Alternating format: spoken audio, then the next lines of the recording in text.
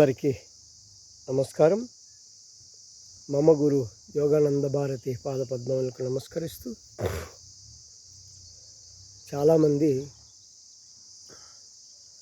ధ్యానము కుదరటం లేదు అని ఫోన్లు చేసి అడుగుతున్నారు.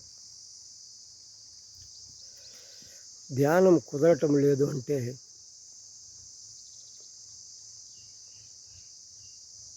దానికి ఒక సమస్య ఉంటుంది. ఏకాగ్రత లేకపోవడము, లేదంటే మీ మీద మీకు నమ్మకం లేకపోవడము, ఆహార నియమాలు పాటించకపోవడము, శరీరము సహకరించకపోవడం, ఇవన్నీ సమస్యల ద్వారా మనకు ధ్యానం కుదరదు. అంతేకాక ఇంకొక విషయం ఇక్కడ మనం చెప్పుకోవాలి. మనము పుట్టినప్పటి నుంచి ఇప్పటి వరకు ఈ బ్రతుకు పయనంలో ఏదో ఒక పని చేసుకుంటూ, వారి తోచిన పనులు వాళ్ళు చేసుకుంటూ ఆ సంసార భవబంధాలలో ఉండి వాటినే ఆలోచనల్లో ఉండి ఈ ధ్యానం మీద మనకు ఆసక్తి లేకపోవడము, ఒకవేళ ధ్యానానికి కూర్చుందాము అన్నా కూడా శరీరము సహకరించకపోవడము, కొద్దిసేపు కూర్చుంటానట్లే అలవాటు లేనందువల్ల ఈ అవయవాలు నొప్పి రావడము. మెయిన్ ధ్యానానికి కూర్చుంటే వెన్నుభాగం అంటే ఈ మెడ, ఈ వెన్నుపూస ఎక్కువ నొప్పిస్తుంది అన్నమాట అలవాటు లేనప్పుడు. తర్వాత ఈ కాళ్ళు జోములు పట్టడము, తిమ్మురులు పట్టడము, ఈ పాదాల కింద నొప్పి పుట్టడం, ఇవన్నీ కూడా జరుగుతుంటాయి. ఎందుకు? ఈ శరీరానికి అలవాటు లేదు కాబట్టి. ఇంకా ఆలోచనలు కూడా, ఎక్కువ ఆలోచనలు రావడం వల్ల కూడా మనము ధ్యానంలో కూర్చోలేకపోతాం. కాబట్టి మెయిన్ మనము శరీరాన్ని కంట్రోల్ చేసుకోవాలి. శరీరం సహకరిస్తే అప్పుడు మనము కూర్చోగలుగుతాం. స్థిరంగా కూర్చుంటే ధ్యానము కుదురుతుంది.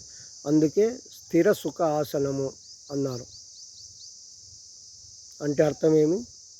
ఎక్కువసేపు ఏ ఆసనంలో అయినా సరే మీరు ఎక్కువసేపు ఇబ్బంది లేకుండా కూర్చోగలగాలి. స్థిరంగా అంటే కదలకుండా ధ్యానంలో ఉన్నప్పుడు.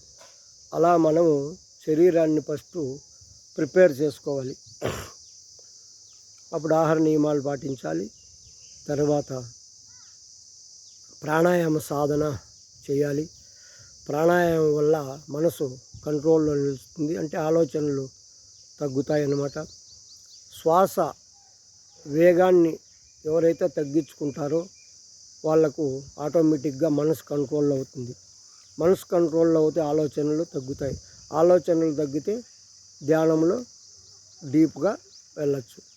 కాబట్టి అందరూ కూడా ఫస్ట్ మనము బేసిక్ చేయవలసింది ఏమంటే, మనం మొట్టమొదటిగా ప్రాక్టీస్ ఏం చేయాలంటే కూర్చోనేది నేర్చుకోవాలి. ఫస్ట్ నువ్వు ఏ ఆసనంలో అన్నా కూర్చో, ఆసనం ఇక్కడ ముఖ్యం కాదు. వస్తే సిద్ధాసనము, వజ్రాసనము, పద్మాసనము, ఇవి ఇబ్బంది లేకుండా కూర్చోగలిగితే పర్వాలేదు. లేదంటే మామూలుగా సుఖాసనంలోనే చాలాసేపు కూర్చోనేలాగా, దీన్నే స్థిర సుఖాసనము అంటారు. స్థిరంగా సుఖంగా ఏదైతే మనకు హాయిగా ఉంటుందో, శరీరానికి ఇబ్బంది లేకుండా ఆసనంలో కూర్చొని ఫస్ట్ కూర్చోవడం నేర్చుకోవాలి. తర్వాత మౌనం రావాలి. అప్పుడు ప్రాణాయామం ద్వారా ధ్యానం ద్వారా మనం అన్నీ కూడా ముందుకెళ్ళచ్చు. కాబట్టి ఫస్ట్ మీరు శరీరాన్ని కూర్చోబెట్టేది నేర్చుకోండి. దానంతకదే మీకు ధ్యానము స్థితి కలుగుతుంది. ఎంతసేపు అయినా మళ్ళీ హాయిగా కూర్చొనేలాగా మీకు ధ్యాన స్థితి పెరుగుతుంది. దీనికి ఆహార నియమాలు కూడా రజోగుణంకు సంబంధించినటువంటివి ఏవైతే ఉన్నాయో ఆహారాలన్నీ త్యజించండి. సాత్విక గుణం ఉండే ఆహారం తీసుకోండి. రజోగుణము తమోగుణము సాధకునికి పనికిరావు. ఇది పూర్వం నుండి ఋషులు మునులు యోగులు కూడా చెప్తున్నటువంటిది. ఆహార నియమాలు పాటించండి అని. దానికి తోడు యమ నియమ అంటే పతంజలి మహర్షి చెప్పాడు కదా, యమ నియమ ఆసన ప్రాణాయామ ప్రత్యాహార ధారణ ధ్యాన సమాధి. సమాధి స్థితి ఇప్పుడు లాస్ట్లో చెప్పాడు. మరి ఇవన్నీ కూడా మనం పాటిస్తూ మనం ఉన్నట్లయితే అప్పుడు మనకు ఆరోగ్యంగా బాగుంటాము. ఇంద్రియ నిగ్రహ శక్తి వస్తుంది, ఆలోచనలు తగ్గుతాయి. అప్పుడు మనం ధ్యానంలో హాయిగా అంతసేపు అయినా ఉండగలుగుతాం. కాబట్టి అందరూ కూడా మొట్టమొదట నీకు ఆసన సిద్ధి కలగాలంటే ప్రకృతిని ప్రేమించాలి. భూతత్వం, మూలాధార చక్రము భూతత్వము అన్నారు. కాబట్టి మనం ప్రకృతిని ఎప్పుడైతే ప్రేమిస్తామో, మొక్కలు పెంచడము, చెట్లకు నీళ్లు పోయడము, వీటన్నిటిని చెట్లు కొట్టకుండా వాటిని కాపాడినామనుకో, అప్పుడు మనకు ప్రకృతి నుంచి కూడా కొంత సహాయం వస్తుంది. అప్పుడు ఆసన సిద్ధి కూడా కలిగే అవకాశం ఉంటుంది. మూలాధార చక్రం కూడా త్వరగా యాక్టివేట్ అయ్యే కూడా ఉపయోగంగా ఉంటుంది. ఎందుకంటే మూలాధార చక్రం అంటేనే భూతత్వం. అక్కడ గణపతి ఉన్నాడు. ప్రథమ పూజ గణపతికి. మనం ప్రప్రథముగా జాగృతి చేసుకోవాల్సింది కూడా మూలాధార చక్రమే. కాబట్టి భూతత్వం కాబట్టి మనం ప్రకృతి భూమిలోనే ఉంది. కాబట్టి ఈ భూమిలో ఉన్నటువంటి చెట్లు చేమలు రాళ్ళు గుట్టలు ఇలాంటివన్నీ ఏమైతే ఉన్నాయో వాటిని మనం ఎంత పూజించి ఎంత ప్రేమిస్తే అంత త్వరగా మనకు ప్రకృతి సహాయపడుతుంది. అప్పుడు మన మూలాధార చక్రం కూడా యాక్టివేట్ అవుతుంది. ధ్యానము హాయిగా చేసుకోగలుగుతాము. అందరూ కూడా ప్రాక్టీస్ చేయండి. హాయిగా మీరు మీ గమ్యాన్ని మీరు త్వరగా అందుకునేలాగా మీ బుద్ధి ఉపయోగించి ఏ సాధన అయితే మనకు స్థిరంగా ఉంటుంది, మన గమ్యాన్ని మనము త్వరగా చేరుకోగలము అనేది ఆలోచించండి. ఫస్ట్ ఎవరు ఎన్ని చెప్తారో వినడం కాదు, మీరు వినిన దాన్ని ఇది కరెక్టా కాదా అని మీరు బుద్ధిని ఉపయోగించి ఆలోచించి అలాంటి దగ్గరికి వెళ్ళి విద్య నేర్చుకోండి.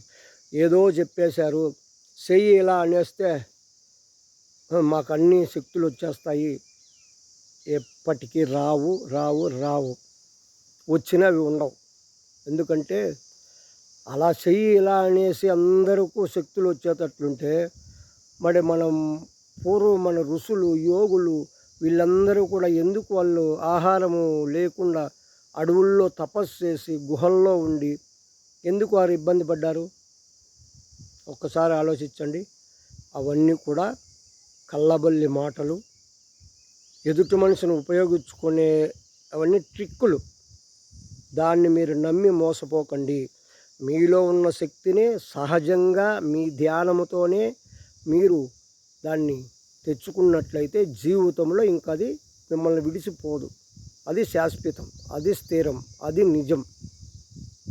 అందరూ ఆలోచించి మీలో ఉండే శక్తిని మీరు ఎలా తెచ్చుకోవాలో ఆలోచిస్తారని, ఇలాంటి కల్లబల్లి మాటలకు ఆకర్షణకు లోనయ్యి డబ్బులు పోగొట్టుకొని మీ జీవితాన్ని కూడా వృధా చేసుకొని మీ గమ్యాన్ని మీరు కోల్పోకుండా జాగ్రత్తగా బుద్ధిని ఉపయోగించండి. ఏది నేర్చుకుంటే ఇంకొకటి నేర్చుకునేది ఉండదు, దాన్నే నేర్చుకోండి. కష్టపడితేనే ఫలితం వస్తుంది. కష్టం లేకుండా వచ్చింది ఏది నిలబడదు. గమనించండి, అర్థం చేసుకోండి, ఆలోచించండి. మీరు వెళ్ళే మార్గాన్ని త్వరగా మీ గమ్యాన్ని మీరు చేరుకోండి. ఎందుకంటే మానవ జన్మము చాలా శ్రేష్టమైంది, దుర్లభమైంది, పవిత్రమైంది. ఇప్పుడు వచ్చాం, మనం చేసుకున్నటువంటి పాపపుణ్య సంస్కారాలతో ఈ మానవ జన్మానికి వచ్చాం. మళ్ళీ ఏ జన్మకు పోతామో తెలియదు. కాబట్టి ఇప్పుడు ఉండగానే మనం ఏమి కావాలో, ఏమి తెలుసుకోవాలో, అసలు మనం ఎవరు, ఎందుకు వచ్చాము, ఎక్కడికి వెళ్ళాలి, ఏం చేయాలి, ఏం చేయకూడదు, ఏమి చేస్తే ఆ చంద్ర తారార్కం సూర్యచంద్రుడు ఉండే వరకు మనం ఉంటాము, మనము పూజనీయులుగా ఎలా మారాలి, మనల్ని ఎలా పూజిస్తారు, మనల్ని ఎలా గౌరవిస్తారు, ఏది చేస్తే మనం అలా అవుతాము, ఇప్పుడు మహనీయులందరూ ఎలా అయ్యారు, మనం అలా కావాలంటే ఏం చేయాలి, దాన్నే మీరు ఆలోచించి అలా వెళ్ళినట్లయితే మీరు కూడా పూజనీయులు అవుతారు, దేవుళ్ళుగా మారుతారు. ఇదే నిజం. అంతేగాని ఆకర్షణకు లోనైపోయి అక్కడ పోతే ఏదో వాళ్ళు ఏదో చేస్తే మాకు శక్తులు వస్తాయి ఇలా అనుకున్నారంటే పప్పులో కాలేసినట్లే. అలాంటి శక్తులు కానీ అలాగ పైకి వచ్చిన వాళ్ళు కానీ ఎవరు కూడా స్థిరంగా నిలబడిన వాళ్ళు లేరు. కష్టపడి వాళ్ళ సాధనతో ఆహార నియమాలు పాటిస్తూ సంసారంలో ఉండి సన్యాస యోగం అలవరించుకొని వాళ్ళు ఉన్నత స్థితికి వెళ్ళిన వాళ్ళే చాలామంది ఉన్నారు. ఉదాహరణగా రామకృష్ణ పరమహంస, వివేకానందుడు, రమణ మహర్షి, వీరబ్రహ్మేంద్ర స్వామి, సిద్ధయ్య, కక్కయ్య, తర్వాత కబీర్ దాసు, వీళ్ళందరూ కూడా సాధన చేసి గురువు దగ్గర విద్య నేర్చుకొని సాధన చేసి వాళ్ళల్లో ఉండే శక్తిని వాళ్ళే పైకి తెచ్చుకున్నారు. కానీ ఏదో శక్తిపాతం అవుట్పుట్ అని ఇలా అనేస్తే సర్కస్లో సైకిల్ మీద బ్రేకులు లేకుండా కూడా వెళ్తాడు ఆ రోజుసేపు. మరి అది లైఫ్లో అలాగే తిరుగుతాడా? లేదు కదా. మరి అలాగే ఉంటాయి అవన్నీ కూడా. ఆలోచించి మంచి దగ్గర వెళ్ళండి, మంచి గురువుని ఆశ్రయించండి, మంచి విద్యను నేర్చుకోండి. ఈ జీవితము నీటి మీద బుగ్గ, ఇప్పుడు ఉంటుందో ఎంతసేపు ఉంటుందో ఎప్పుడు పోతుందో తెలియదు. కాబట్టి ఉన్నప్పుడే దీపం ఉండగానే ఇల్లు చక్కబెట్టుకో అన్నట్లు మన ఈ దేహంలో ఈ ఊపిరి ప్రాణశక్తి ఉండగానే మనం ఏది కావాలి, ఏం తెలుసుకోవాలి, ఏం నేర్చుకోవాలి, ప్రపంచానికి మనం ఏం అందియాలి, ఎలా ఉండాలి, ఎలా ఉండకూడదు అనేది నేర్చుకొని అందరూ కూడా మంచి స్థితికి వెళ్ళండి, మంచి మార్గంలో నడవండి, అందరినీ ప్రేమించండి, మీరు ప్రేమించబడండి. హరి ఓం. మమ గురు యోగానంద భారతి పాదపద్మములకు నమస్కరిస్తూ హరి ఓం. లోకా సమస్తా సుఖినో భవంతు.